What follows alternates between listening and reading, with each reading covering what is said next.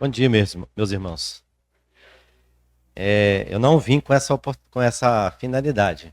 Falei com o Isaac. Isaac, eu quero estar com os irmãos, tá? Crente, no dia de domingo fica sem rumo, né? Quando não tem, ó, não reúne, né? Pelo menos a gente não gosta de passar domingo sem reunir, mas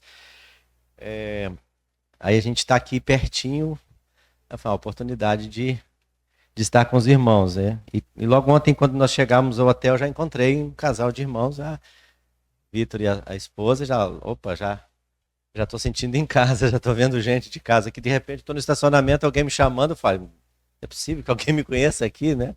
É possível, né? Tem o povo de Deus aqui. Eu fiquei muito grato de já poder até almoçar com o nosso irmão ontem, os nossos irmãos, estar com vocês aqui. E a gente sempre lembra da vez que a gente esteve com vocês aqui, né? Em 2016, 17, não lembro agora exatamente quando é que foi, mas a gente tem muito carinho pelos irmãos, pela igreja, pelo povo de Deus.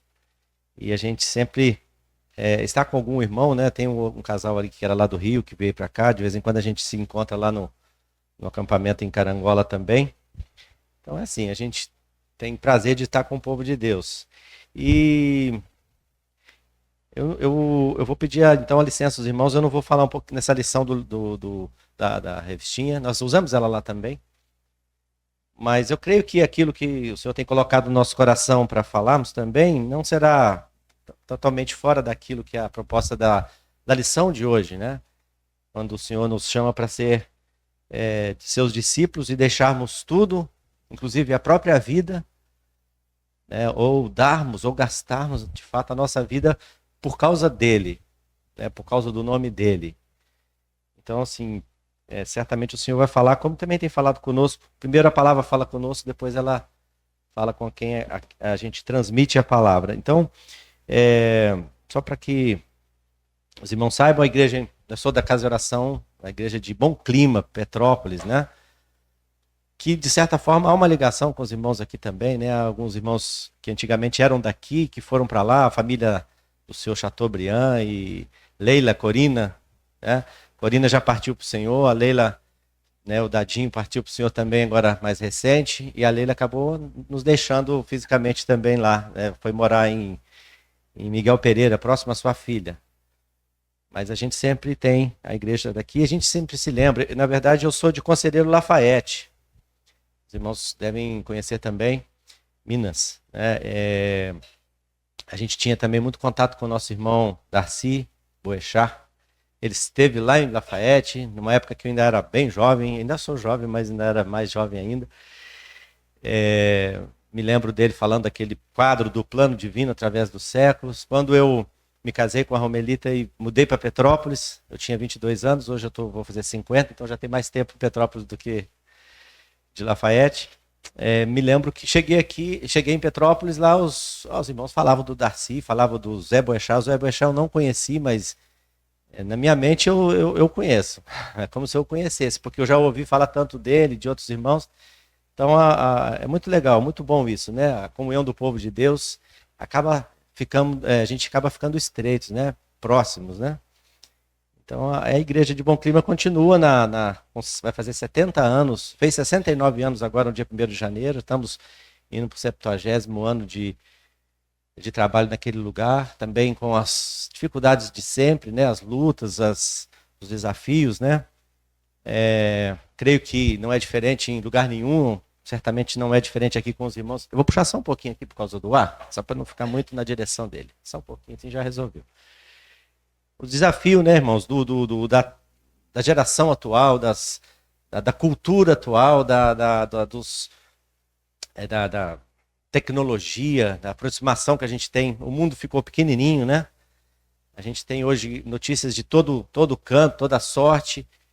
Antigamente uma coisa acontecia, só daqui a algum tempo a gente sabia, hoje não, a gente sabe praticamente ao vivo, né? Praticamente em tempo real. Então, isso é bom, não estou falando que isso é ruim, isso é ótimo, a gente viver num tempo assim. Tem seus problemas, né? Tem seus problemas, tem as suas dificuldades, os desafios também com a turma mais nova, né? Com os irmãos jovens estão chegando. A igreja, estou falando da igreja de Bom Clima, tem andado com preocupação, né? Nós preocupamos com os jovens, com aqueles que estão chegando agora, com os nossos filhos também, que estão na idade de faculdade, de escola, os desafios todos que os irmãos sabem. Então, assim, a igreja sempre esteve diante de grandes desafios, né? Sempre esteve diante da necessidade de ser relevante no seu tempo, no seu lugar. Cada um dos membros da igreja local tem essa responsabilidade, não é uma responsabilidade apenas dos presbíteros, né, da liderança da igreja, mas como igreja nós precisamos estar atentos. E a gente tem, graças a Deus, um bom número de jovens no momento, né? Jovens, tem também aqueles jovens que estão ali, né, de corpo presente. Mas graças a Deus, Deus tem levantado uma geração de jovens comprometidos, né, que amam a palavra, que amam o estudo da palavra, que amam as reuniões da forma simples com que nós nos reunimos, amam os louvores, né, coral. Estava até perguntando para o Isaac ali como é que está o coral aqui, né? E de vez em quando, porque a gente gosta de música, a gente gosta desse tipo de canção, gosta de outros tipos também, eu gosto de outros tipos também. A gente sempre, aí estava lá em Bom Clima, uma certa vez o irmão, vai acabar o coral. Eu falei, pois é, irmão, mas você não vem no ensaio do coral? Venha, você tem uma voz excelente. Venha cantar. Dá trabalho, né, Isaac? Não é fácil, não é fácil para quem ensaia, nem para quem está ensaiando, né? Fui eu não. Então, nós assumimos também esse desafio, né, de tornar o coral um lugar que os jovens gostam de estar também. Então, Deus tem nos ajudado que esses jovens estão participando. Tem grupo de jovens, tem grupo de quarteto, tem tudo, mas o coral se tornou um lugar bacana também, onde a gente desenvolve a comunhão. E a gente tem um casal de jovens também que está cuidando um casal já com uns 30 e alguns anos, né? Cuidando dos jovens. Isso tem sido muito bom. Então, assim, irmãos, o que eu quero dizer é que nós estamos diante de grandes desafios, mas precisamos fazer diferença na geração em que a gente está, com aquilo que o Senhor nos chamou, com os dons que cada um tem. Não adianta falar assim, mas no passado, né? De vez em quando a gente ouve, mas no passado a gente fazia, nem subia até em cima de um caminhão de leite e ia não sei para onde. Havia uma disposição, não era aquele, o método daquela época foi aquele, mas o que precisa haver no nosso coração hoje, ninguém vai subir mais num caminhão de leite para fazer certas coisas, né? Mas aquela disposição do nosso coração, ser, né, dentro do contexto que nós estamos vivendo hoje, sermos relevantes para os jovens, né? Que Deus ajude, né? Que nos ajude nos desafios que a gente tem. A igreja aqui também, certamente tem as suas lutas, né? Não estou julgando, é porque isso é comum a todos nós, todas as igrejas. Deus continue ajudando os irmãos também nessa missão de serem relevantes aqui no lugar que o Senhor os levantou. Irmãos, eu quero compartilhar um texto com os irmãos que tem sim, me despertou quando li, quando comecei a meditar. E aí acaba que quando a gente pega um texto, a gente precisa saber por que está sendo falado daquele assunto ali naquele lugar. Se a gente esquecer o contexto, né, pensar fora ali, a gente pode aprender alguma coisa, mas talvez não aprenda aquilo que o autor do livro quer com esse texto. Então, eu quero convidar os irmãos para nós lermos primeiro Filipenses, capítulo 2 e o versículo 12, até o versículo 18. Filipenses 2, 12 a 18.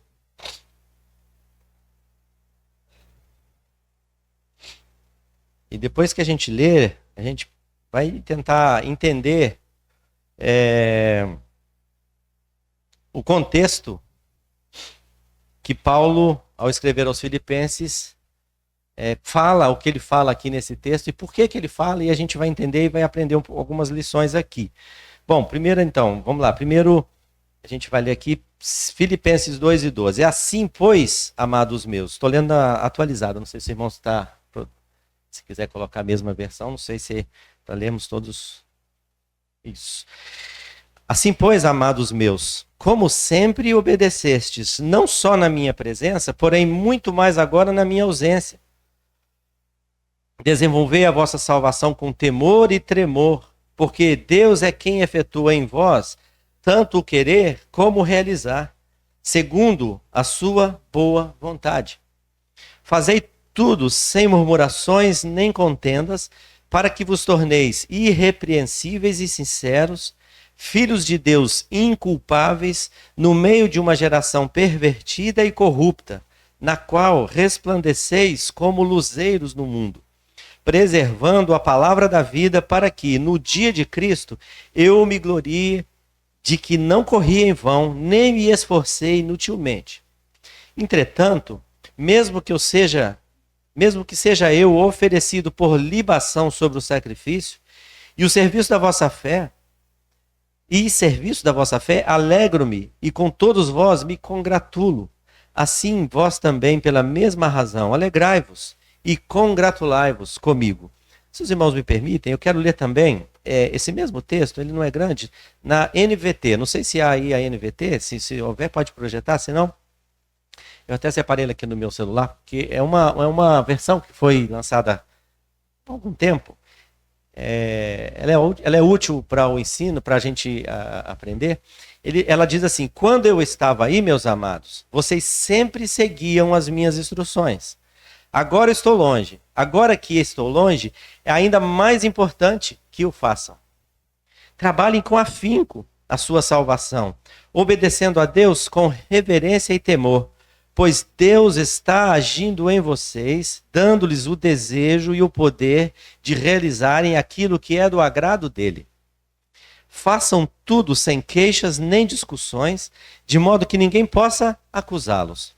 Levem uma vida pura e inculpável, como filhos de Deus, brilhando como luzes resplandecentes no mundo cheio de gente corrompida e perversa. Apeguem-se firmemente à mensagem da vida. Então, no dia de Cristo, no dia em que Cristo voltar, me orgulharei de saber que não participei da corrida em vão e que não trabalhei inutilmente. Contudo, me alegrarei, mesmo se perder a vida, entregando-a a Deus como oferta derramada. Da mesma forma que o serviço fiel de vocês é uma oferta a Deus. Eu quero que todos vocês participem dessa alegria. Sim, alegrem-se e eu me alegrarei com vocês.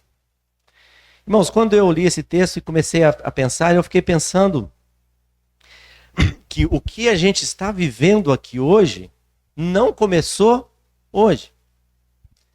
É ou não é? Eu não sei quantos anos que a igreja aqui tem.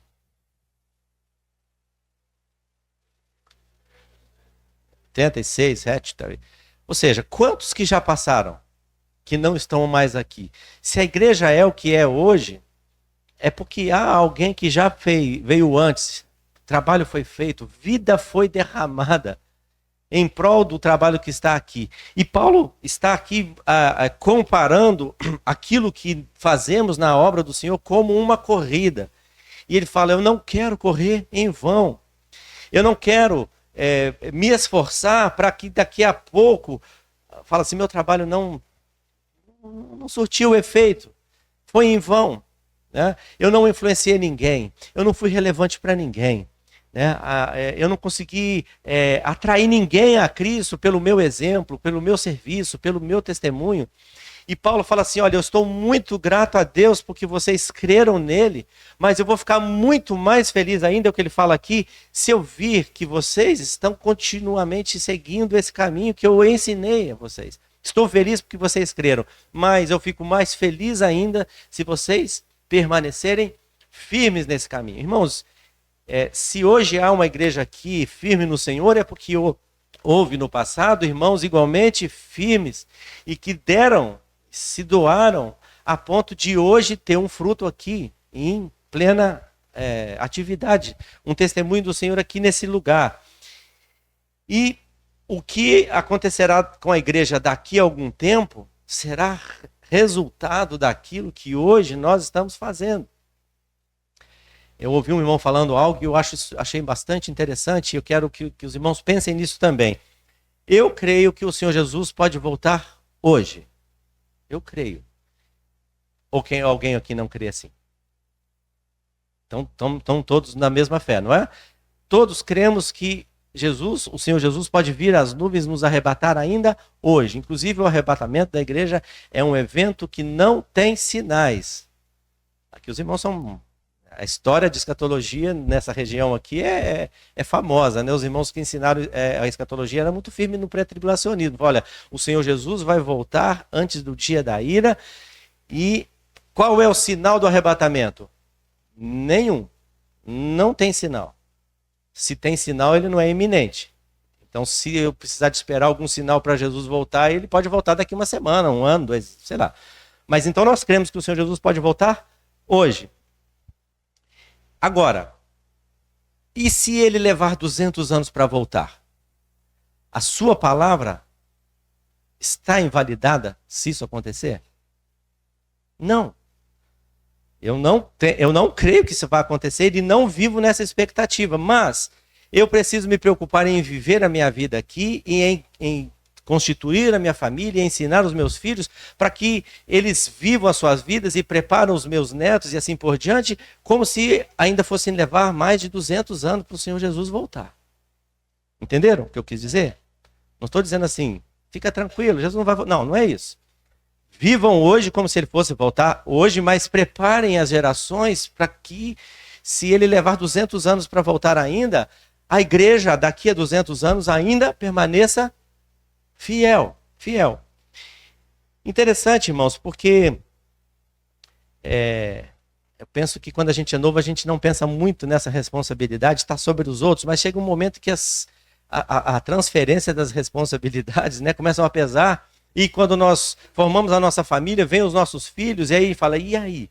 O que eles estão vendo em nós que vai fazer com que eles sigam o mesmo caminho que eu estou seguindo? E Paulo tem essa preocupação aqui com essa igreja. Ele fala, irmãos, eu queria muito que vocês continuassem firmes, vocês ouviram a palavra, receberam, mas eu queria que vocês permanecessem firmes, né? Que vocês brilhassem a luz de Cristo, onde quer que vocês fossem, né? Agora, eu não vou fazer um estudo da carta, não tem tempo, mas assim, só porque agora a gente entenda por que Paulo está falando isso aqui para os filipenses, a gente precisa então lembrar um pouquinho do que aconteceu, né, o contexto dessa carta, toda a situação que essa igreja foi formada e viveu, para que a gente entenda a preocupação que Paulo tem. Essa carta, ela destaca em vários textos aqui, a alegria de Paulo por aquilo que aconteceu naquela igreja. Lá no capítulo 1, versículo 3, os irmãos podem abrir e ver, ele fala assim, eu dou graças a Deus por tudo que eu recordo de vós.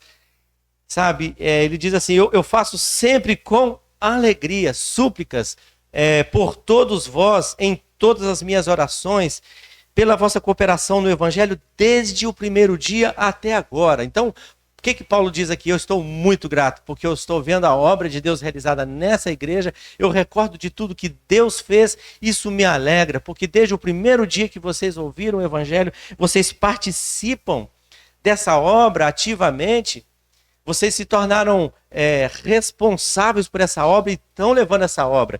E aí Paulo fala assim, eu também estou plenamente certo de que aquele que começou essa boa obra em vós, vai completá-la até lá. Então, olha a perspectiva que Paulo traz para nós aqui, irmãos, que uma obra que começa na salvação e só termina na glorificação.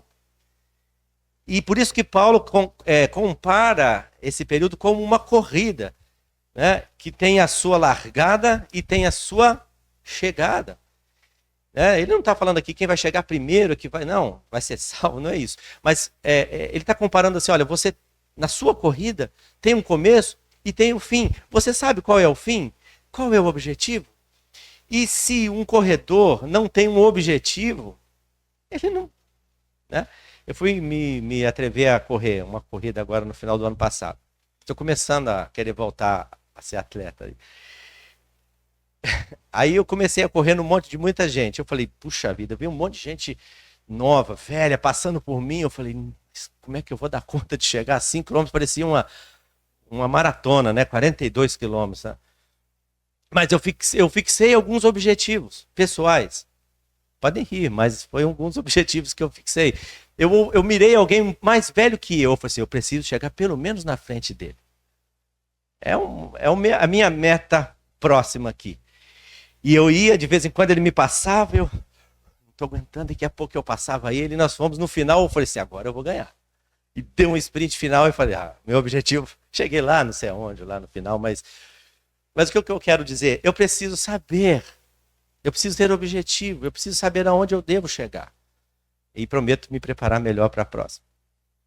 E assim, na nossa carreira cristã, então Paulo está dizendo assim, olha, desde o dia que começou até aquele dia lá, Deus está fazendo em vocês uma boa obra, ele começou lá e ele vai levar à frente. Então, irmãos, nós já chegamos lá?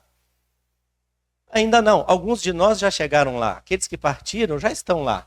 Eles já completaram, já correram a carreira da fé, já completaram, como Paulo fala, no final da sua vida, já sentindo já o final, e fala, completei a carreira, guardei a fé, agora me resta a coroa. Né? Nesse exemplo de uma corrida, Paulo está agora no final e fala assim, eu sei o que eu fiz, eu sei o quanto eu corri, e eu sei que eu fiz aquilo que deveria fazer. Né? Que bênção que Paulo pôde chegar no final e falar, eu completei a carreira com sucesso. E essa era a preocupação de Paulo. Que vocês não apenas deem uma largada boa, não apenas corram muito no início, mas corram com perseverança até o final, porque o objetivo é chegar lá. É chegar lá. Agora, Paulo está dizendo assim, eu estou alegre por isso, né? Eu estou alegre porque Deus começou essa obra, e quando Deus começa uma obra, essa obra tem fim. Ele leva a sua obra até o final. E ele está dizendo que está alegre também porque a igreja, né, dos filipenses, ela está crescendo em comunhão. Tinha problemas? Tinha. Problemas de partidarismo, tinha irmãs lá que não se falavam, não se picavam, não passavam na mesma porta. Não é uma igreja como as nossas, com problemas assim. Mas Paulo fala assim, irmãos, vençam isso e continuem. Porque vocês precisam de comunhão. Então, Paulo, olha, eu me alegro pela comunhão. No capítulo 2 e 17 que a gente leu, a gente fala assim, eu me alegro, inclusive, de entregar o meu corpo, né, como uma oferta, uma libação, né, aquela oferta de um vinho, se não me engano, que era derramado sobre o altar. Eu me alegro de me entregar por vocês, para que vocês cumpram o objetivo, para chegar lá. Né? E ele fala também no versículo 18 que a gente leu, eu estou alegre porque eu passo por tribulações, eu estou alegre porque vocês também estão passando por tribulações, mas é um privilégio, porque nós estamos vivendo por Cristo e quem vive por Cristo está sujeito a tribulações e a perseguições. Né? E interessante que essa alegria de Paulo aqui, ela é meio antagônica à realidade que estava acontecendo, porque como Paulo pode estar alegre se ele estava preso? Porque quando ele escreve essa carta, ele estava preso, provavelmente em Roma. E provavelmente, se é em Roma, ele nunca mais saiu de lá. Ele foi decapitado, ele foi morto ali. Mas como é possível alguém feliz, alegre, em dar a sua vida por causa daqueles irmãos? Né? Mas é interessante porque humanamente não é possível alegria em condições assim, mas Paulo vivia para Cristo. E o objetivo dele era, quer na vida, quer na morte, Cristo seja engrandecido no meu corpo. Então, se dar a vida por vocês, para que vocês permaneçam firmes, é o propósito de Deus, eu estou feliz em morrer por vocês. Então, Paulo está relatando assim, tudo que ele viveu e o que ele estava vivendo. Isso era motivo de alegria. E é inevitável também a gente pensar em Atos 16, quando essa igreja surge. Quando a gente lê o capítulo todo ali, Paulo, o bastidor do capítulo 16 de Atos é interessante porque Paulo quer ir para lá, Satanás impede. Paulo quer ir para cá, o Espírito Santo impede. E numa visão noturna há um varão da Macedônia que aparece em visão para Paulo e fala, passa a Macedônia e ajuda-nos. E ele entra naquela região da Ásia ali, ele começa a pregar e ele chega em Éfeso. E ele começa, logo no início, quando ele vai para a beira daquele rio, encontrando um lugar de oração, ele encontra ali algumas mulheres, em especial Lídia, uma mulher que ouve o que Paulo fala, crê, Deus abre o seu coração e ela crê em Cristo. Então, ali começa a igreja dos Filipenses. Naquela mesma ocasião, ali naqueles dias em que eles estão ali, Paulo anda pregando e há uma jovem possessa de um espírito maligno, escrava possuída pelo espírito maligno e possuída por homens avarentos, né, que a usam ali para ganhar dinheiro. E essa jovem começa a falar: esses que estão falando aqui são servos do Deus Altíssimo, e eles proclamam a mensagem de salvação. E aquilo incomoda Paulo. Alguém que diz que talvez Paulo teve alguma dúvida se aquilo era de Deus ou não. Por isso que fala ali que alguns dias aquilo aconteceu, e só que depois é que Paulo toma uma ação de repreender, e Paulo então parece que chega à conclusão de que não era nada de Deus, era o demônio, era o diabo quem estava usando aquela jovem para falar. E Paulo fala assim: basta, sai dessa moça, ela é liberta, há uma libertação espiritual daquela moça, e provavelmente ela foi salva. Provavelmente ela foi salva também. Os lucros daqueles homens foram por água abaixo, e aquilo gerou uma revolta na cidade, e eles chamam as autoridades e falam: esses homens aqui estão ensinando coisas que não convêm à nossa lei, etc. e tal, e eles são presos. Aí entra aquele caso lá do carcereiro de Filipos. Paulo e Silas estão presos por causa do evangelho de Cristo em Filipos. E eles podiam estar assim: deu tudo errado, né? Ah, se a gente tivesse ido para lá, a gente foi dar ouvido a esse varão aí que apareceu de noite. Olha o que está nos acontecendo. Mas não, o que Paulo e Silas estão fazendo de noite preso? Cantando, orando, louvando a Deus, dando glórias a Deus. E Deus agora age de uma outra forma interessante. Há um terremoto. Há um terremoto e as cadeias de todos, lá fala, a cadeia de todos se abriram, as prisões caíram, as paredes, mas ninguém fugiu. Ninguém fugiu. Daí entra aquele carcereiro afoito, olha, o que aconteceu? E estou perdido, agora eu vou ser julgado porque os presos vão fugir, e ele iria se matar. E diante de um iminente suicídio, Paulo fala: não te faças nenhum mal, porque todos nós estamos aqui. E aí ele pede luz e fala assim: o que eu tenho que fazer para ser salvo?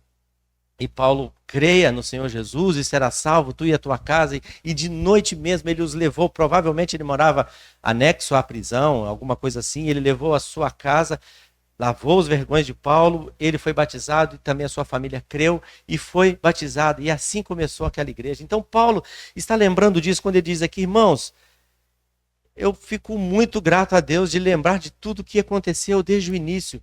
Irmãos, quem que começou a obra em Filipos? Está aqui. Eu tenho certeza, tenho plenamente certo de que aquele que começou, Deus começou a obra em Filipos.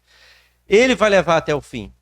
Né? Então, Paulo agora está escrevendo para essa igreja, uma igreja que nasceu debaixo de uma obra especial de Deus, e nenhuma igreja nasce diferente. A obra da salvação é uma obra de Deus. Ele opera em nós, através da palavra, da sua palavra aplicada em nossos corações. Deus opera em nós o arrependimento, é uma obra de Deus, e nós nos arrependemos e cremos em Cristo, e ele começa a boa obra. Interessante isso, porque Paulo destaca que a obra do evangelho é de Deus, né? Deus dá início e Deus vai dar fim, ele vai levar até o final. E é interessante que ele deixa claro aqui que essa continuidade da obra de Deus tem a ver com as etapas da salvação, né? Eu tenho certeza que os irmãos já ensinam isso, né? Mas a salvação ela ocorre na nossa vida em 3 etapas. A primeira etapa é quando Deus, no dia da nossa conversão, nós nos arrependemos dos nossos pecados, o Senhor salva o nosso espírito. É algo único, eterno, irrevogável, que não se perde, nós estamos salvos, totalmente salvos. Mas nós entramos agora no processo é um processo da salvação também. O que está agora no processo da salvação em vista? Qual é o objetivo da santificação? Salvar a nossa alma, transformar a nossa vida. A alma é a sede das nossas emoções, dos sentimentos e dos pecados. O nosso caráter está ligado, arraigado na nossa alma.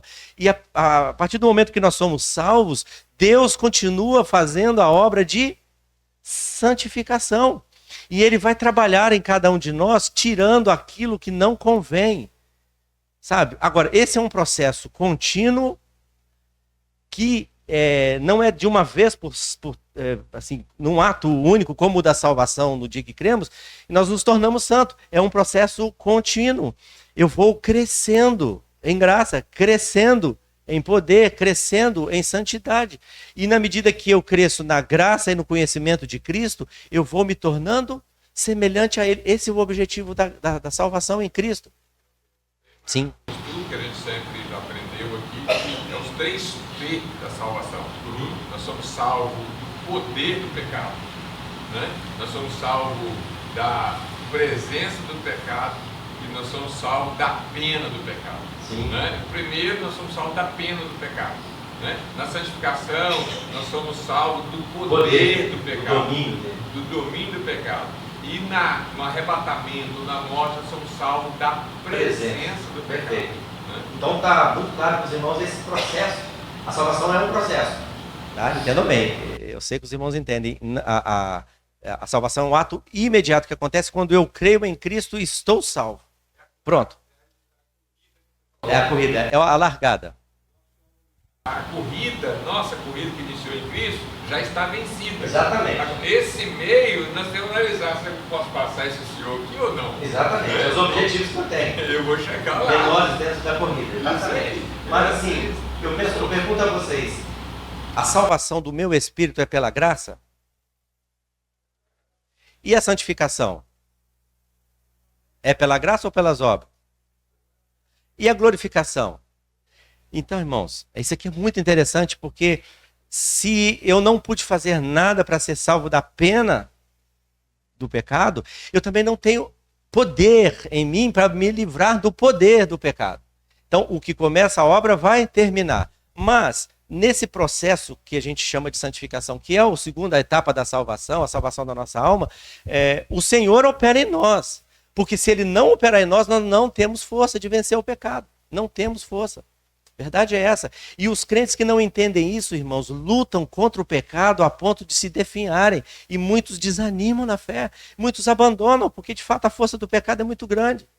Se não for a graça de Deus atuando em nós, nos dando força para nós vencermos dia a dia o pecado, nós não seremos vencedores. Claro, esse processo ele pode ser mais lento para um, mais rápido para outros, mas não é isso que está em questão aqui. Como nós citamos da corrida, o objetivo é chegar lá, e Paulo está preocupado com isso. Ele fala, irmãos, olha o versículo 9, eu faço oração para que o vosso amor aumente mais, né? E mais, em pleno conhecimento e toda percepção.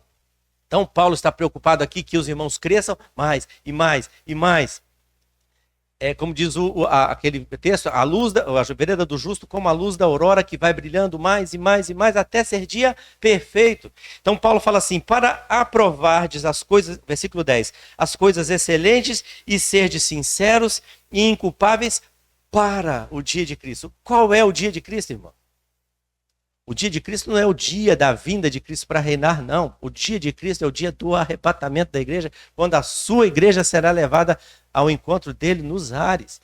É nesse dia, então ele fala assim, para que no dia de Cristo vocês estejam cheios do fruto de justiça, o qual é mediante Cristo, Jesus Cristo, para a glória e louvor de Deus. Então, o que Paulo está preocupado aqui nesse bastidor da igreja? Vocês foram salvos, Deus começou uma obra em vocês, e eu quero que Deus continue fazendo, e vocês se permitam, né, se deixem Deus agir em vocês, trabalhar em vocês, para que vocês sejam cheios de fruto de justiça, para que na chegada final, na hora que vocês avistarem lá aquela bandeira quadriculada é lá na corrida de Fórmula 1, né? Quando vocês virem aquela faixa atravessada ali, vocês chegam cheios de frutos de justiça. Irmãos, esse é o objetivo da vida cristã. Aí entra um outro caso. Por que Paulo estava alegre com toda a situação que ele estava vivendo? Porque Paulo enxerga a vida e a carreira cristã diferente daquilo que muitas vezes nós enxergamos. É como alguém diz, a cosmovisão cristã, né? Ou seja, como é que eu enxergo o mundo em que a gente vive? Eu enxergo com as lentes da palavra de Deus ou eu enxergo com as lentes que o mundo traz? O mundo fala, você tem que estudar. Para quê? Para você ser alguém na vida. Para você ter uma profissão. Ah, ok. Mas para quê? Para você ganhar dinheiro. Ah, mas para quê? Para você construir. Para quê? Para você ter filhos. E para quê? Para você passar uma herança para eles. E mais para quê? Para depois você morrer numa boa velhice. Aí para quê? E depois? É só isso? Será que a nossa vida é só nascer, crescer, estudar, Trabalhar, ganhar dinheiro, fazer família, filhos, para depois deixar uma herança para alguém? É esse o objetivo da nossa vida aqui? São objetivos errados? Não, claro que não. Não estou falando que é pecado, que é ilícito, nada disso. São lícitos, bênção. Todos devemos ter esse objetivo. Mas se esse for o nosso objetivo, qual é a recompensa que a gente vai ter? Enfermidade no final da vida, ou não é? Doenças, dores, tristezas, amarguras, decepção, não conseguir chegar lá, ou quem sabe conseguir chegar, orgulho, vaidade. Você não conseguiu, eu consegui. Isso aí pode acontecer. Mas Paulo está dizendo assim, olha, tudo que vocês estão vivendo aqui não é para aqui. É para lá. É para o dia de Cristo. Então, você constrói porque você quer glorificar a Deus através daquilo que você fez. Se você ganha dinheiro, perfeito. Pode ganhar, não há problema nenhum. Dá para você ganhar o dobro que você ganha? Ganhe. Não há problema algum. Mas glorifique a Deus com isso. Tenha sua família. Tenha o seu trabalho, seja qual for, de forma lícita. Trabalhe para a glória de Deus. E trabalhe para que o nome de Cristo seja conhecido e, ao final, ele seja glorificado lá. Irmãos, eu vou dar a oportunidade, tá, irmão? Que bênção chegar, irmãos, eu construir. Né? No final da minha vida, eu apresentar obras mesmo, construções, realizações, feitos aqui. Mas que todos esses feitos glorificaram a Deus. Levaram pessoas à fé em Cristo. A gente sabe de irmãos ricos que sustentam obra missionária. E a gente sabe de irmãos pobres, como nós, que também faz a obra de Deus e todos serão um dia galardoados. E o objetivo é chegar lá com algo para oferecer. Lá no Antigo Testamento fala, ninguém compareça diante dele com as mãos vazias. E eu vou dar a oportunidade ao irmão e quero continuar nesse mesmo pensamento aqui para a gente entender o que Paulo fala aqui. Diga, meu irmão. Paulo está convocando para que nós sejamos diferentes. Sim. Né? Esse mundo aí, né? E puxar a diferença, você anunciar o evangelho. Então, se você é uma pessoa que é diferente, sabe que o plano de Deus, conhece a palavra de Deus, você tem várias oportunidades também de falar a palavra de Deus para as pessoas. Sim. Se nós deixarmos tudo influenciar pela sociedade atual, igual o Ramon falou, é só querer opinar pelas coisas materiais, pelas sociais, mas as coisas espirituais têm que ser acima das coisas sociais e materiais. Essa é a convocação do Paulo está fazendo exatamente isso aqui. E é muito interessantíssimo, porque o que acontece? É o que eu falei aqui, Paulo tem uma visão, ou uma cosmovisão muito diferente, muitas vezes, da nossa. Porque para Paulo, ficar preso numa cadeia na iminência da morte é uma bênção. Sabe? E ele fala, para mim, o viver é Cristo. Ele fala aqui no capítulo 2, se eu morrer, eu estou no lucro. Mas eu queria ficar aqui porque eu quero continuar ajudando vocês. É o que Paulo está dizendo ali. Então, ou seja, agora, interessantíssimo, irmãos, porque na visão de Paulo, a gente se esquece, ou melhor, nós nos esquecemos, né? Paulo não. Na visão de Paulo, essa leve e momentânea tribulação que ele diz lá aos Coríntios, produz para nós um eterno peso de glória, porque Paulo não vê glória aqui, Paulo vê glória lá. Essa que exatamente esse modo de enxergar a vida cristã que a gente precisa mudar. Talvez a gente trabalhe com o objetivo, olha, eu quero quando eu morrer, ter lá na Praça Central, vou citar Petrópolis, lá em Petrópolis tem a estátua de Dom Pedro, imponente, grande, lá na Praça Central. Eu falei assim, eu vou trabalhar e fazer para que eu tenha uma estátua do lado da dele. Eu quero essa glória. É uma glória? É. Mas é uma glória humana, efêmera, passageira. Né? Mas Paulo não tem isso em vista. Paulo fala assim, eu quero lá. Você quer aqui? Eu quero lá. Agora, faça tudo que você puder. E se você for reconhecido aqui por tudo que você fizer para a glória de Deus, mais glória ainda Deus vai receber. Mas não queira isso como seu foco, como seu objetivo. Né? Ele fala assim, olha, eu estou aqui e eu faço tudo o que eu posso para que eu leve o máximo de pessoas para lá. É isso que Paulo quer aqui. Paulo está preocupado com essa igreja. Então, todo o capítulo 2, Paulo está tratando desse progresso, mostrando para os irmãos ali de Filipos, olha, cresçam, continuem, desenvolvam, né, rompam com os laços, esses laços de relacionamentos assim que não vale a pena. Quantas vezes, né, irmãos, a gente passa com um relacionamento mal entre os irmãos durante muito tempo, Por que foi? Nem lembro mais. Ele não gosta de mim, eu não gosto dele. Ah, mas por quê? Não sei. E se for lá, vai ver se é uma coisinha tão pequenininha. É uma coisa tão banal, que não compensa anos de comunhão interrompida. Então Paulo fala assim, irmãos, rompam com isso, cresçam, vão para frente, né? Vocês pensem completem a minha alegria, pensando a mesma coisa, tenham o mesmo amor, sejam unidos de alma, não façam nada por partidarismo nem contenda.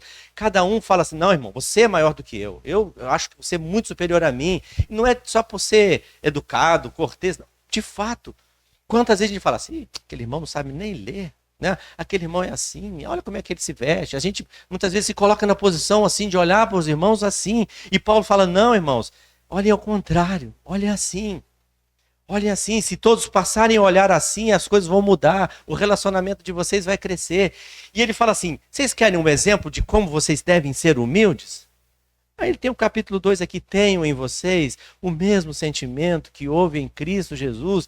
Ele é Deus, né? Mas ele não teve por usurpação ser igual a Deus, mas se aniquilou a si mesmo e etc. Ele foi até o lugar mais baixo possível, que nenhum ser humano talvez gostaria de estar. E ele foi. Ele foi.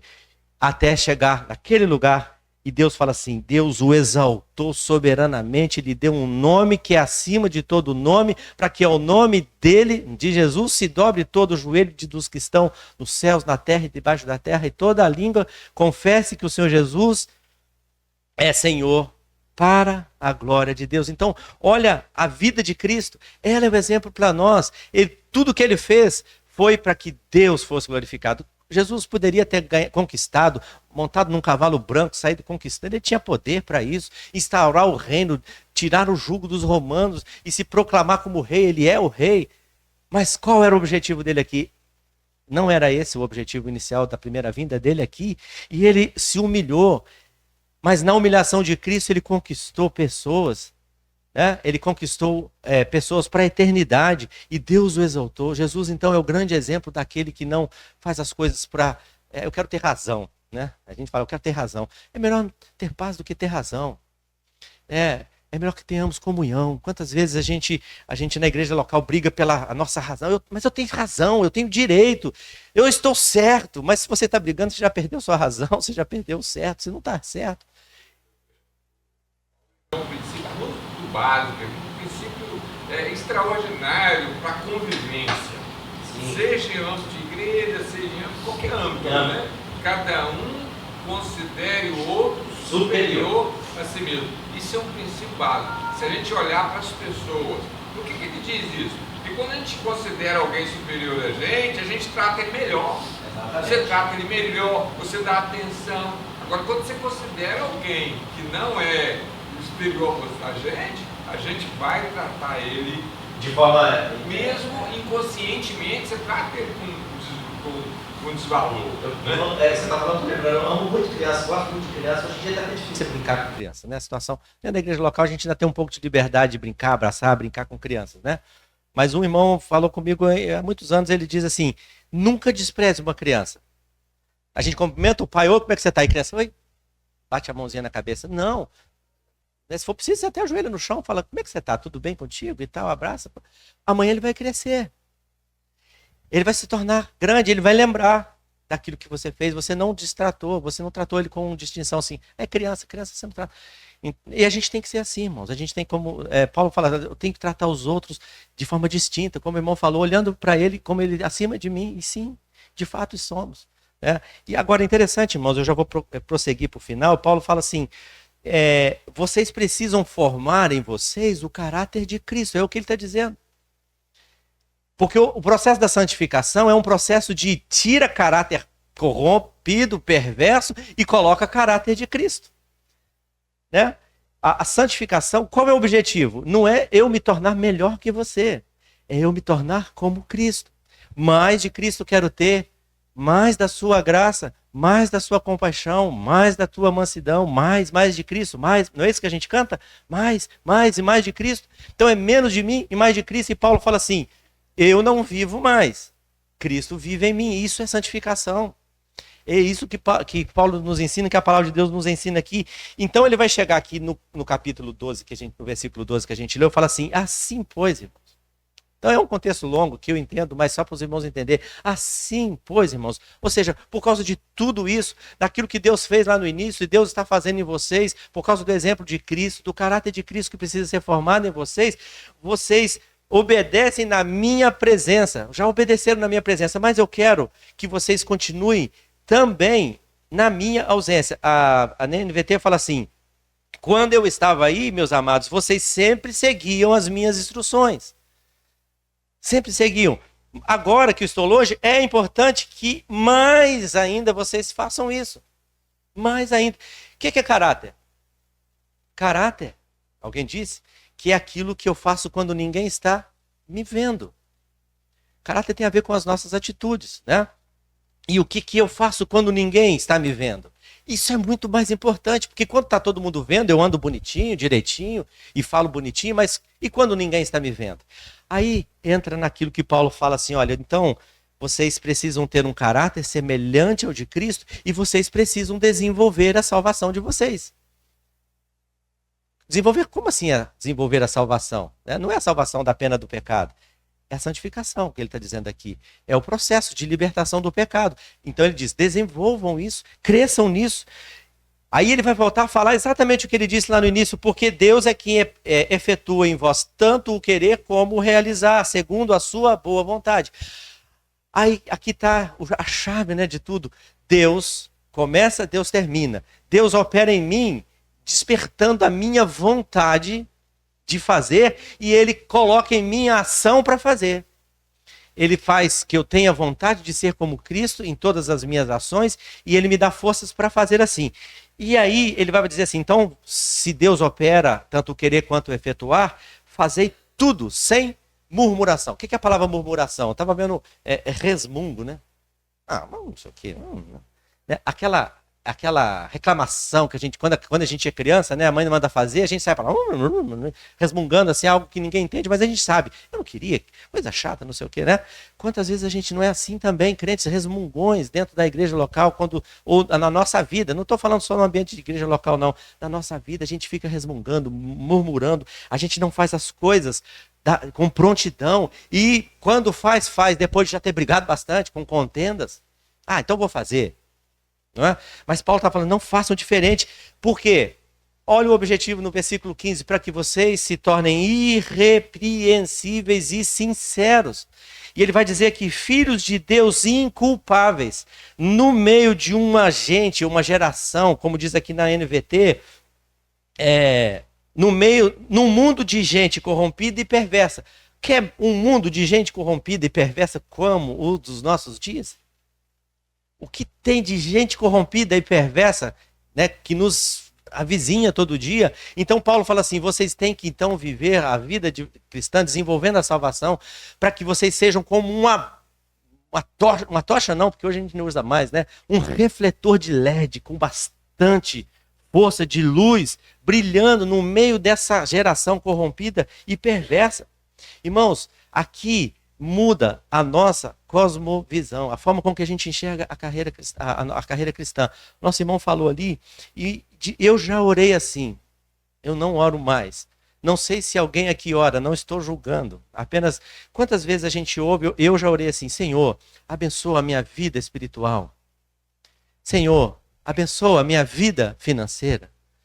Abençoa a minha vida material. Já oramos assim ou não? Mas quantas vidas nós temos? A gente só tem uma. Então, o meu dinheiro é espiritual. A minha família é espiritual. O meu trabalho é espiritual. Os meus negócios é algo espiritual. Então, quando eu enfio a mão no dinheiro para fazer um negócio, né, no bolso para fazer um dinheiro, alguma coisa, hoje é Pix, né? Tudo que eu for fazer, Deus precisa ser glorificado. Não é só quando eu venho para cá. Não é vida espiritual daquele portão para cá e vida material do portão para lá. Isso, irmãos, isso é uma separação que a gente faz que nos fazem inverter a visão, a cosmovisão cristã que nós precisamos ter. Por isso que muitas vezes a gente vê um crente comportando mal lá fora, mas todo bonitinho aqui. Estou falando com liberdade, que eu não conheço a vida de nenhum dos irmãos, mas eu sei que isso acontece, talvez aqui, mas isso acontece muito. Na nossa igreja tem. E nós, muitas vezes, não quero acusar, muitas vezes me comportei assim. Eu vou para o meu trabalho, segunda-feira, ai, nossa, não aguento mais, estou cansado, né? Todo mundo fala, segunda-feira é o pior dia. Não, irmãos, a minha segunda-feira ela é tão santa quanto o domingo. Nós santificamos o domingo para o Senhor, mas não santificamos a segunda, a terça, a quarta, a sexta todo mundo gosta, porque já está chegando no final. Mas quando a gente entende que o serviço que eu tenho, aonde o Senhor me colocou, eu preciso viver para a glória dele, o meu serviço muda. Eu não estou ali para agradar o meu patrão. Eu tenho uma experiência, eu sou funcionário de uma pousada há 20 anos, sou gerente dessa pousada e cuido dessa pousada há 20 anos, no mesmo lugar. O meu patrão não mora lá. Eu me sinto, como a palavra de Deus diz, de um mordomo que cuida das coisas do meu Senhor. E ele vem toda semana, ou de 15 em 15 dias, e eu me sento com ele e presto contas de tudo que entrou e tudo que saiu. E já são 20 anos fazendo isso. E todas as vezes que eu me sento à mesa com ele para fazer a prestação de contas, eu me sinto assim um pouco... Eu sei que está tudo certo. Eu não estou fazendo para ele, estou fazendo primeiramente para o Senhor. Mas tem aquela prestação de contas, nunca é algo bom, né? E aí eu falo, tá aqui, tá a nota disso aqui, não sei o quê. Ele fala, não, filho, tá tudo certo. Não, mas olha, só para deixar claro. Sabe, a gente não quer deixar nem sombra de dúvidas. Né? Por quê? Porque acima do meu patrão que está ali, que eu posso, quem sabe, conseguir esconder alguma coisa dele. Se eu quiser, eu escondo alguma coisa dele. Mas eu tenho alguém acima de mim que eu não vou conseguir esconder. Então, quando você negocia, você está fazendo isso ou para a glória sua, ou para a glória de Deus, ou para a desonra do nome de Deus. Entende quando Paulo fala assim? Vocês precisam ser irrepreensíveis no meio de uma geração corrompida e corrupta, brilhar como luzeiros nesse mundo. Agora, irmãos, como é que eu vou brilhar dentro da casa de oração? Aqui é um foco de luz tremendo, porque só tem luz aqui dentro. Eu não vou brilhar aqui, é lá. Por isso que a minha vida não a parte mais significante da vida cristã não é nas reuniões. Não estou desmerecendo o valor das reuniões de jeito nenhum. Isso aqui é algo maravilhoso, a gente ama isso aqui. Mas se a gente não tiver o foco que é além disso, em casa, como eu lido com a minha esposa, como eu lido com o meu marido, eu lido para a glória de Deus? Qual é o tempo? Tá, beleza. Só para eu poder saber aqui, eu esqueci de perguntar. Como é que eu lido com a minha esposa? Como é que eu lido com os meus filhos? Como é que eu lido com os meus negócios, com o dinheiro, né? Com as redes sociais que hoje em dia todo mundo tem? É uma bênção. Tem gente que fala, a rede social só tem porcaria. Se você só colocar porcaria lá, só vai ter porcaria, mas coloque coisas boas. Não acesse as porcarias que tem lá, faça um filtro, tem filtros aí, mas use para a glória de Deus as redes sociais, use para a glória de Deus tudo que você faz, use para a glória de Deus o seu corpo, a sua voz, os seus talentos naturais, né? A gente tem professores aqui, olha como está carente a área da educação de crentes ali, irmãos. Crentes para fazerem diferença num lugar onde só tem treva. A gente fala assim, esse mundo, né, ideologias que tem, ok, de fato, né, as ideologias tomaram conta de tudo, né, na educação hoje em dia. É um desafio nós colocarmos os nossos filhos dentro de uma universidade, é ou não é? É um grande desafio. Mas a gente tem aprendido, alguns irmãos têm nos ensinado, nos ajudado, que filho não perde a fé na faculdade. Não é a faculdade que vai tirar a fé do seu filho. É você que não colocou a fé no seu filho. É você que não foi o crente dentro de casa a ponto de ele falar, eu quero ser como o meu pai ou a minha mãe. Eu quero ser como aqueles irmãos lá da igreja local, firmes. Eles chegam na faculdade muitas vezes com a sua fé completamente sem estrutura, sem raiz, e obviamente vão ser solapados. Bom, e o percentual de filhos de crentes que estão, entre aspas, como eu costumava dizer, perdendo fé na faculdade é de 70%. Ou seja, a cada 10 filhos, a 10 jovens crentes que entram na faculdade, 7 perdem não, né? Revelam que nunca tiveram fé. E a culpa é de quem? É daquela faculdade? Não é da faculdade. É minha, do pai, da mãe, da igreja também. A responsabilidade de nós entendermos que eu preciso desenvolver a minha salvação, e Paulo vai falar isso aqui de fato, de forma bastante clara, preservando a palavra da vida. Irmão, nós precisamos de estudar mais Gênesis, ensinar a criação, a literalidade dos dias da criação de Gênesis, tudo aquilo que foi feito ali. Aplicar isso para a vida dos nossos filhos. Eles vão ser confrontados com o evolucionismo e com outras muitas ideologias, e eles vão dizer assim, ok, eu respeito, mas aqui não, aqui eu creio num Deus que pela sua palavra criou todas as coisas, eu creio num Deus que sustenta todo esse mundo pela mesma palavra, e eu creio num Deus que com a mesma palavra vai destruir esse mundo. E se os nossos filhos chegarem nesse ambiente firmes na sua fé, nada vai demovê-los. Ah, é muito difícil criar filho hoje. É, mas sempre foi. Meu pai faleceu, criou a família dele, 9 filhos, ele sempre falava, está muito difícil criar filho hoje em dia. Eu lembrava do meu pai falando isso. Está muito difícil, é muita coisa e tal. Ele criou 9, todos salvos, lutou demais, sabe? Se eu olhar para a vida do meu pai e da minha mãe e falar assim, não venceram na vida. Eram homens simples, mal sabiam ler e escrever, lutaram a vida inteira para manter os filhos deles, depois veio enfermidade, doenças e morreram. E aí? Foram fracassados, aparentemente? Mas não. Eles prepararam filhos para a eternidade. E aí, eu vou dar a oportunidade, irmão. Eu pergunto, onde estão os nossos filhos? Por que os nossos filhos não estão seguindo os nossos passos, o nosso caminho? Filho não se desvia na faculdade. Filho se desvia no banco do carro. Quando eu com a minha esposa falo mal dos irmãos, falo, o Isaac está assim, o Vantuil está assim, ó, já viu lá como é que está a irmã fulana? E quando eu falo mal do povo de Deus, eu estou deixando de considerá-lo superior a mim. Se você tem alguma coisa contra ele, vá, a palavra de Deus ensina isso. Se eu tiver alguma coisa contra o Isaac, eu estou infeliz por causa dessa situação. De repente eu estou errado, mas eu preciso resolver. Sabe, irmãos? Mas a gente desvia os nossos filhos nas mesas, em casa, quando a gente fala mal da igreja.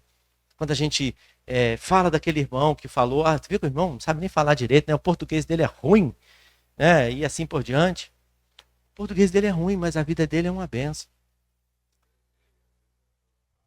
O costume da igreja, Falam, não, mas a igreja tanta exigência, né? a gente tem que ter cuidado, né? Como eu disse no início, a igreja precisa sempre estar atenta, né, para ser relevante para essa geração, ser relevante. E a gente precisa sempre mostrar o seguinte, olha, eu vou dar um testemunho pessoal aqui, eu tenho tido a oportunidade de estar em várias igrejas dos irmãos que têm costumes diferentes, umas um pouco bem mais tradicionais, assim, com digamos assim, alguns costumes bem tradicionais, outras mais equilibradas como aqui os irmãos, mais equilibradas não, equilibradas como aqui, como Bom Clima, tem música isso e aquilo, e tem outras que são um pouco mais, digamos assim, abertas. Mas, irmãos, eu tenho visto jovens tementes a Deus, eu tenho visto avivamento de jovens daqui até aqui. Desses espectros aí, seja aquela mais tradicional ou aquela um pouco mais aberta. Não estou falando de bagunça nem confusão, estou falando de igrejas que têm alguma coisa diferente daquilo que a gente costuma fazer aqui. Não é o certo aqui, nem o certo lá, nem o certo aqui. O certo é onde Deus está atuando, onde o Espírito de Deus está agindo. Esses costumes, esses jeitos, assim, esse tipo. Isso é uma bênção. Eu fico feliz de ir em lugares das igrejas dos irmãos e ver coisas diferentes em vários lugares. Sabe, não tem uma padronização. Por quê? Porque há autonomia da igreja local, há liberdade. Mas eu tenho visto, nesses lugares que tenho ido, todas as igrejas firmes na palavra de Deus, como os irmãos estão aqui. E isso é importante. Isso é relevante. Sabe, isso aqui é o importante, a gente precisa glorificar isso, exaltar isso. Tem defeito, irmãos? Se eu conviver com os irmãos aqui, os irmãos vão ver um monte de defeito em mim. Sabe? E, infelizmente, haverá também, da minha parte, vai ver, como se vocês forem reunir conosco lá. Agora, não são os defeitos que devem nos afastar. Porque todos temos, mas é aquilo que Cristo fez. A visão de que eu quero chegar lá. A minha corrida está para ser corrida. E eu não posso ficar olhando para a irmã. Você já pensou se eu vou correr, ficar olhando para o lado? Eu vou tropeçar e vou cair. Sabe? Quantas vezes a gente está correndo olhando a vida do outro? Você não está correndo bem, não. Você está mancando. Você está com o sapato errado. Você tinha que estar... Ok, irmãos. Tem um Espírito Santo, essa igreja. Tem um Espírito Santo. Quantas vezes a gente quer corrigir o comportamento dos irmãos, mas a gente não se deixa corrigir. Nós não deixamos o Espírito Santo corrigir o nosso comportamento e nós ficamos corrigindo o comportamento dos outros.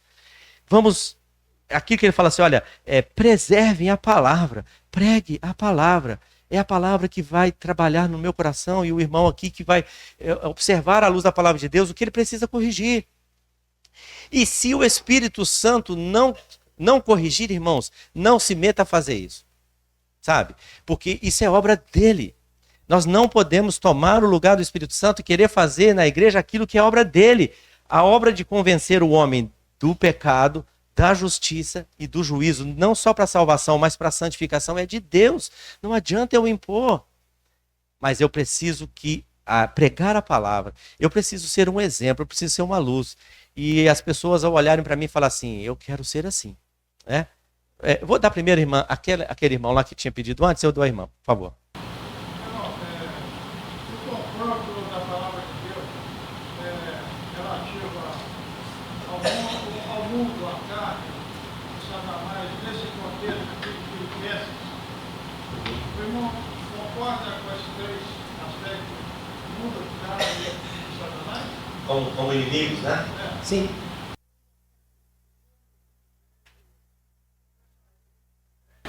Nesse contexto de Filipenses, sobre esse chamado de Paulo, como ser um confronto a essas naturezas, a essas coisas que pegaram em nós. Vamos dar um conselho disso. Como é que eu venço esses três inimigos?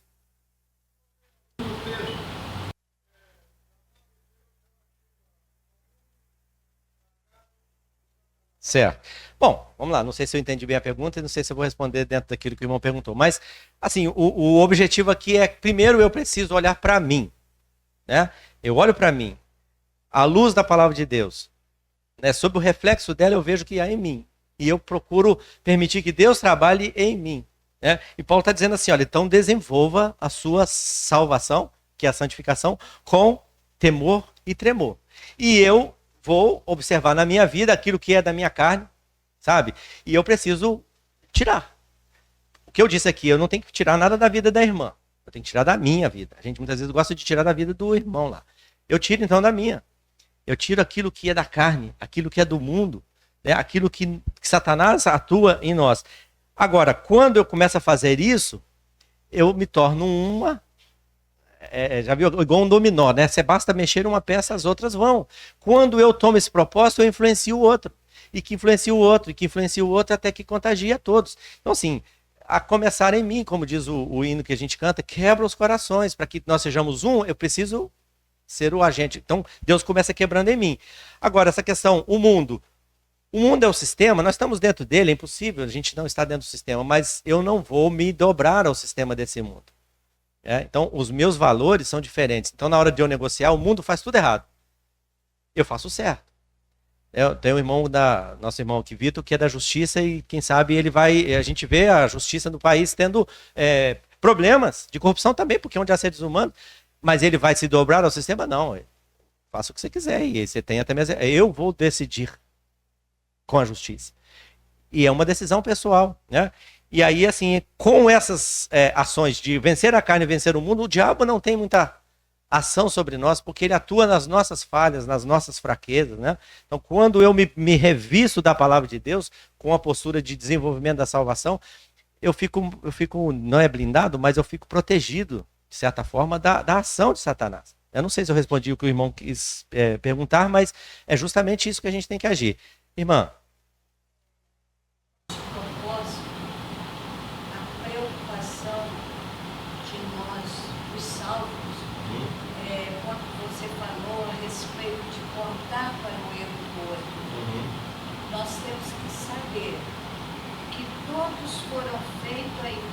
Semelhança do Senhor. E se eu estou falando de você, eu estou falando de alguém do nosso Criador.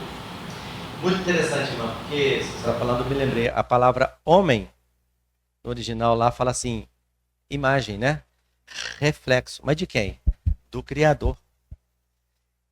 É isso. Então, assim, quando o homem é o reflexo do Criador. Claro que o pecado contaminou, mas o homem salvo por Cristo, ele está novamente se tornando a imagem, não mais de Cristo. Ele está voltando a ser o homem que de fato Deus espera que nós sejamos, aquele homem perfeito que Paulo fala aqui, porque eu vou me conformar à imagem de Cristo. A palavra homem tem essa raiz, né, no original, homem, imagem, reflete Deus. O pecado destruiu, mas a redenção me faz tornar a ser semelhante a Cristo. E é esse o processo da salvação que Paulo está falando aqui. Eu estou falando com vocês muito apropriadamente, muito instintivamente, dizendo que nós temos que ter uma intenção com essa expressão de despojai-vos. Despojai-vos, tirar, né? E após tirar, ele nos convida a revestir. Ele não convida assim, eu tenho que despojar o outro lá, tirar o outro. Não, é eu despojar e eu me revestir. Mas às vezes a gente está, né, irmão, nessa linguagem despojando o outro. O outro, a briga daí. Aí que está o problema. E é exatamente esse é o nosso grande desafio. Tá, irmãos? Assim, o desafio nosso não está aqui dentro só. Sabe? Como a gente vai se reunir. Muitas vezes a gente tem uma preocupação, e não estou dizendo que não se deva ter, mas a gente se preocupa muito com a forma que vai reunir, a forma da reunião, quando canta, quando não canta, o que canta, e como nós nos vestimos aqui, como nos comportamos, etc. Beleza, não estou falando para deixarem de ter essa preocupação, mas nós nos preocupamos muito pouco quando nós saímos daqui. Né? Nós não nos preocupamos quase nada como nós lidamos com a nossa vida aqui. Irmãos, a gente lida com aconselhamento de irmãos, de casais e tal, e aí a gente vai e fala assim, tem irmãs que chegam e falam, nossa, meu marido é assim, assim. Aí você fala, não quer nem ouvir. Mas a visão que eu tenho dele não é aquela que ela está passando. Porque para mim aquele homem é outro. Porque a gente faz isso. A gente é um ator. A palavra hipócrita, a origem da palavra hipócrita é ator. Hoje a gente não usa mais essa palavra porque ela tem um tom pejorativo. Mas vou ver uma peça de teatro ali, o hipócrita vai fazer o papel de Shakespeare, sei lá. O hipócrita é aquele que veste uma roupa para fazer um personagem. Quantas vezes a gente veste para vir para as reuniões, não uma roupa física, mas um personagem que nós montamos ao longo dos anos, mas ele não é verdadeiro. Mas a minha esposa sabe que ele não é verdadeiro, o meu marido sabe, os meus colegas do dia de trabalho, Deus me livre se passar o presbítero da igreja for lá no meu trabalho, porque ele vai ficar sabendo daquele Alfredo que realmente eu sou. Sabe, irmãos, isso não é ser luz no meio do mundo. E Paulo está conclamando os irmãos aqui, olha, vocês precisam brilhar. Brilhar como? Sendo um professor, sabe, correto.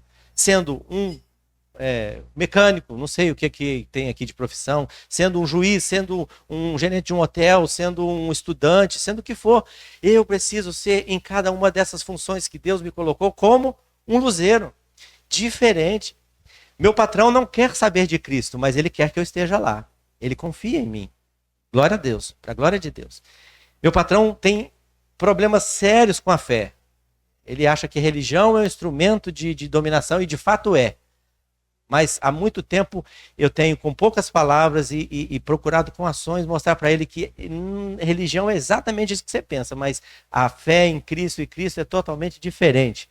E eu tive o privilégio de um tempo atrás ouvi-lo falar que eu tenho 2 pessoas evangélicas que eu respeito muito. Eu falei, será que eu sou uma delas? Primeiro ele falou, o meu vizinho que é pastor da Igreja Batista Livre lá em tal lugar, assim, esse homem eu tenho respeito porque ele vive aquilo que ele prega. Eu falei, glória a Deus, que bênção, ele viu na vida desse homem a pessoa de Cristo. Ele falou assim, quando eu saio para viajar, eu deixo a chave com ele, falo assim, por favor, você pode entrar na minha casa quando eu estiver fora, abrir janela, não sei o quê, não sei o quê. Esse homem eu confio nele. Aí ele disse assim, a outra pessoa é você, eu confio, a sua igreja me inspira confiança. Eu falei, glória a Deus, sabe, glória a Deus. Tá, irmão, estou falando isso aqui para a glória de Deus. E lá eu tenho oportunidades que eu não tenho aqui. Meu balcão de trabalho de recepção é o lugar onde eu prego muitas vezes e de diversas maneiras, até para clientes, respeitando a ética profissional, obviamente. Eu prego o evangelho para clientes. Tem clientes que já chegaram à conclusão, olha, eu preciso de entender mais. Dada a abertura, o momento de liberdade, assim, eu respeito muito o meu lugar e nós precisamos respeitar. Ética é isso aí. Mas Deus tem me usado ali, Deus pode nos usar e é nesse lugar que a gente precisa brilhar. Então, irmãos, não vá para o seu trabalho pensando, nossa, segunda-feira eu tenho que trabalhar. Não, transforme o seu lugar de trabalho num púlpito. Sabe? Você pode começar fazendo coisas simples. Por exemplo, é comum na beira de estrada, se você precisar de fazer um serviço em borracharia, você tem que entrar assim, né? Não tem? Porque tem muitas fotos de mulheres nuas e assim, em muitos lugares assim, né? Não sei hoje em dia. Mas não é só isso, uma sujeira, uma bagunça, não é? Você entra ali e você fala, nossa, como é que consegue conviver nessa bagunça aqui? Como é que você pode brilhar se você é um borracheiro? Organize tudo, bote tudo no lugar. Fala, nossa, mas que oficina organizada. Alguém vai ver, alguém vai notar. Sabe, a sua aparência também, a forma com que você lida, sabe, o seu modo de viver cotidiano. Não estou falando para ostentar nem nada não, mas viva de forma que as pessoas olhem para você e falem, nossa, mas o que você tem? Você é diferente. A Romelita tem algumas experiências lá de alunos que vêm falar para ela coisas que, assim, até assustam, né? Porque sentem liberdade de falar e de vez em quando fala algumas coisas que ela precisa até chamar a direção. Fala, olha, eu estou ouvindo umas coisas aqui que difíceis, né? Situação que está vivendo, mas a gente precisa fazer diferença onde a gente está. E é essa mensagem que Paulo quer deixar, já passei, deixar para nós aqui. Olha, vocês vivam, porque eu creio que Cristo pode voltar ainda hoje. Mas eu preciso viver e preparar vocês para que se ele levar 200 anos, vocês ainda permaneçam brilhando, servindo a Cristo. E vocês vão, olha, com tudo isso aí, mantendo o seu ambiente de trabalho limpo, organizado, as suas contas em dia, o seu nome limpo na praça, assim por diante, vocês estão acumulando frutos de justiça para chegar naquele dia diante do Senhor com as mãos cheias.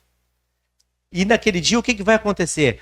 Glórias. A gente sabe do tribunal de Cristo, quando as nossas obras serão avaliadas e depois coroas serão recompensadas. E o que você vai fazer com essa coroa?